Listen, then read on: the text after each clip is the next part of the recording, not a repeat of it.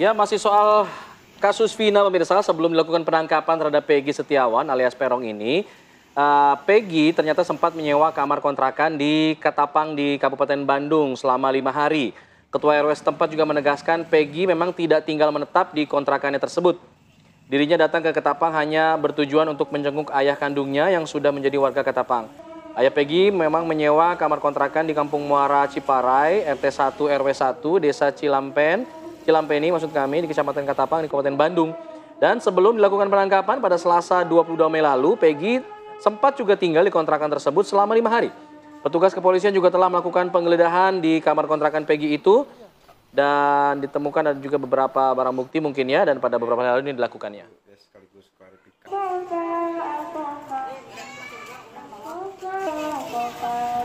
Baik, sebelum kita lanjutkan perbincangan, kita juga akan update bagaimana informasi terkini langsung dari Mapolda Jawa Barat. Sudah ada rekan kami, Cepi Kurnia. Cepi, silakan informasinya.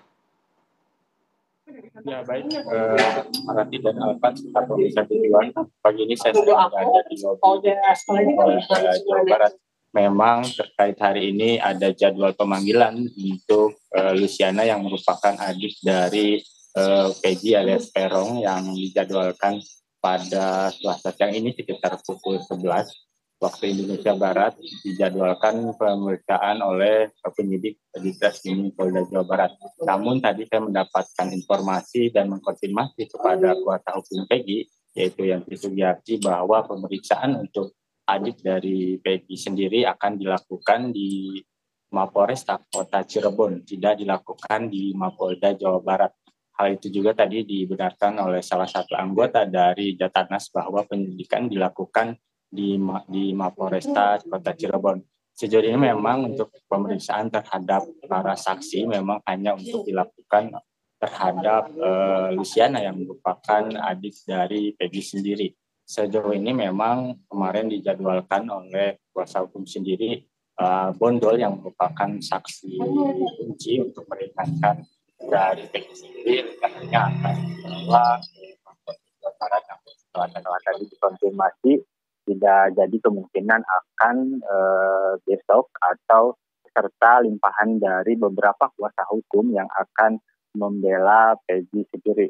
Sejauh ini memang Polda Jawa Barat sendiri menetapkan hanya satu DPO yaitu Peggy alias Peron, namun untuk 2 DPO dinyatakan di Treskrimum Polda Jawa Barat sendiri memang dianggap tidak ada, sehingga untuk satu DPO terkait dengan kasus pembunuhan Vina dan Eki di Cirebon sendiri pada 2016 silam hanya merupakan Peggy alias Peron yang diduga menjadi otak pelaku pembunuhan terhadap almarhum Vina dan Eki sendiri. Jadi memang untuk Peggy sendiri memang dikabarkan saat ditangkap di wilayah Bandung sendiri, namun pihak kepolisian sampai saat ini tidak menyebutkan detail di mana Peggy ditangkap. Jadi memang dari informasi Peggy sendiri ditangkap di salah satu rumah warga yang saat itu bekerja bangunan. Namun kita tadi mengkonfirmasi kepada pihak kepolisian, dari kemarin sampai saat ini pihak kepolisian tidak menyebut di mana rumah tersebut dan rumah siapa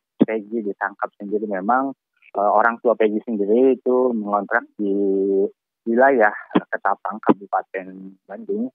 Saat ditangkap orang tua Peggy memang berada di kontrakan tersebut. Namun sejauh ini dari ayah Peggy sendiri, ayah kandung sendiri memang belum menyebutkan, belum terbuka terkait dengan penangkapan Peggy. Namun sejauh ini pihak kepolisian sebelum Peggy dirilis, pihak kepolisian sudah memanggil dari ayah Peggy sendiri yaitu Rudi untuk dilakukan pemeriksaan. Sejauh ini memang semalam pada Senin malam selama 5 jam yaitu Linda yang dianggap merupakan teman dari Vina sendiri sudah dilakukan pemeriksaan di Mapolresta Cirebon, yaitu sekitar 30 pertanyaan dilontarkan oleh penyidik Mapolda Jawa Barat terkait dengan pembunuhan kasus Vina dan Eki di Cirebon.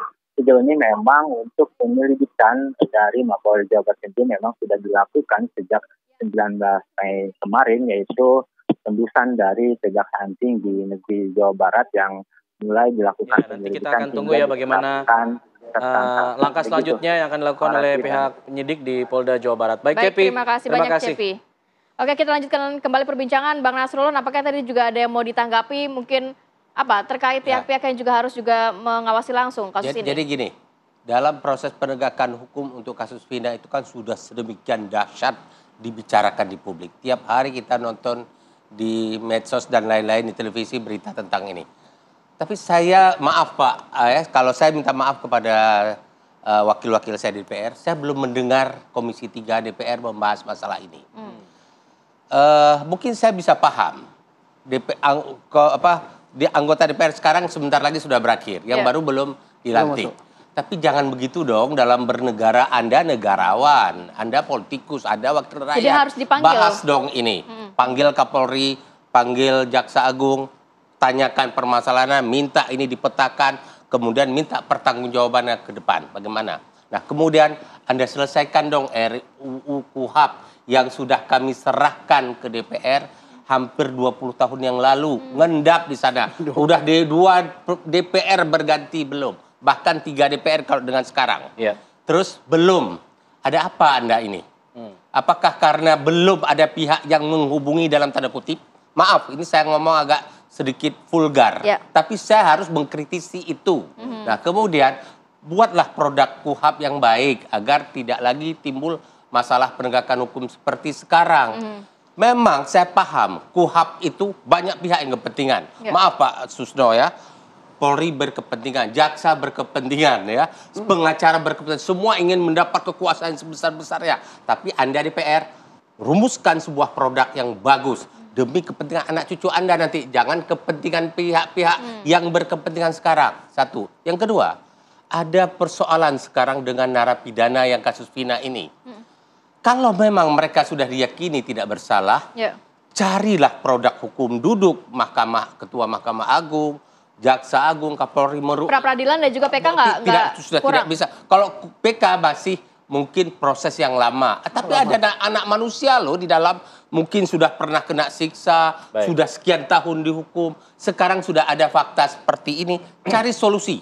Buat sebuah produk hukum bagaimana ini dikeluarkan. Dan terakhir saya mengatakan bahwa andai saja masih ada ILC, Indonesia Lawyers Club di TV One. Ini menjadi bahan menarik untuk kita diskusikan di ILC dan menjadi perhatian seluruh pejabat negara. Saya berharap ILC hidup kembali rebound. Masukan yang berharga dari Bang Nasrullah, nanti kita akan nanti kita dialihkan ke ILC yang sudah tayang juga di YouTube ya Bang ya. Nanti kita coba mungkin dibahas nanti. Saya ingin ke Bang Reza. Bang Reza, terakhir untuk langkah hukum terdekat nih terkait kasus ini, apa yang kemudian akan dilakukan sebagai closing statement juga? Ya, jadi seperti yang tadi di awal saya bilang, langkah hukum yang akan kita lakukan tetap menunggu dari pihak kepolisian untuk merilis kenapa ini bisa dihilangkan, karena sampai saat ini kita masih belum bisa mendapatkan jawaban yang memuaskan kita. Kita baru dapat jawaban mungkin dari media, dari platform lain gitu. Jadi kita tetap menunggu, setelah ini kita akan menentukan langkah hukum selanjutnya, dan saya juga tadi setuju dengan Bang Nasrullah untuk ILC dihidupkan kembali biar kita bisa berdiskusi jauh lebih hangat gitu tentang masalah ini, jadi lebih seru nanti kan gitu. Jadi bisa keluar semua materi-materi hukum gitu, sekaligus pembelajaran buat seluruh masyarakat Indonesia juga. Baik Mas Reza. Terakhir Pak Susno, singkat saja. Saya sangat sependapat dengan Pak Nasrullah. Ini adalah yang terbaik untuk bangsa ini, dan kita berpesan kepada DPR yang sekarang dan DPR yang baru bahwa sistem peradilan pidana kita tidak baik-baik saja. Mengapa begitu? Karena sistemnya yang belum bagus. Artinya hukum acara pidana kita harus diperbaiki. Terima kasih. Baik, terima kasih Pak Susno, terima kasih Bang Nasrullah, terima kasih Bang Reza sudah berbagi informasi bersama kami dalam Apa Kabar Indonesia Pagi. Oke, kita harus jeda dulu sejenak, nanti kita akan hadirkan informasi mengenai permasalahan UKT. Sesaat lagi tetap bersama kami.